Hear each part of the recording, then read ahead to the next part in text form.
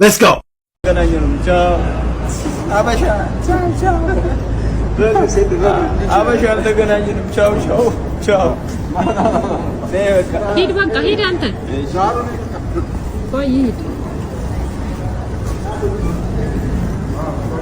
አመለጥኳቸው እኮ በነፃ ሊያደባደቡኝ ነበር።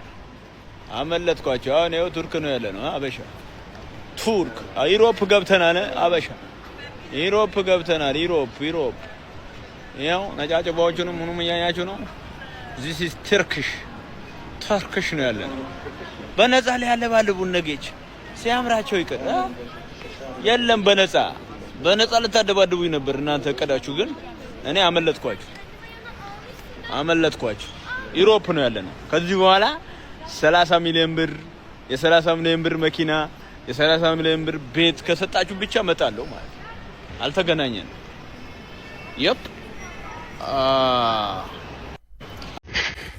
ይሄ ቪዲዮ ለጌች አድርሱልኝሽ።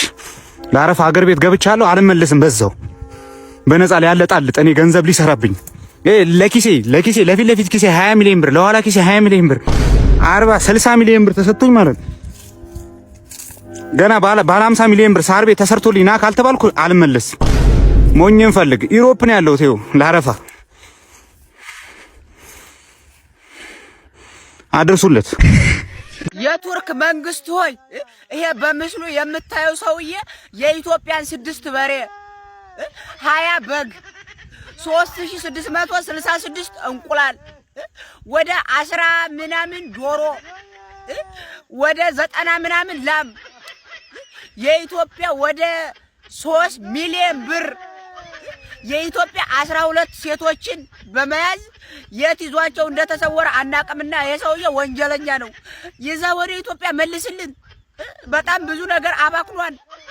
በጣም ብዙ ነገር ስለሰረቀነ መልስልን እባክህ ፕሊዝ። እኛ የሱ ቦክስ ራስ እንደተዋል በዛም እንደ አንዴ ኩላሊቴን አንዴ ጉበቴን ስትል ነበር። አሁን ጭራሽ ጠፋ። ኢቱርክ ኦፍ ዘ ሴዶ ማርሻል ያዝ ክሰስ በፕሌን መልስ ወደ ኢትዮጵያ ዘ ኦፍ ኪንግ በዛም እንደ ገባ ኦኬ። በዚህ ሰዓት ነገሮች ተካረዋል። ሴዶ ማርሻል አርት የሀገርን ስፖርት ክህደት ፈጽሟል፣ በኢንተርፖልም ቢሆን እናስመልሰዋለን ሲል ጌታቸው መለሰ አስታውቋል።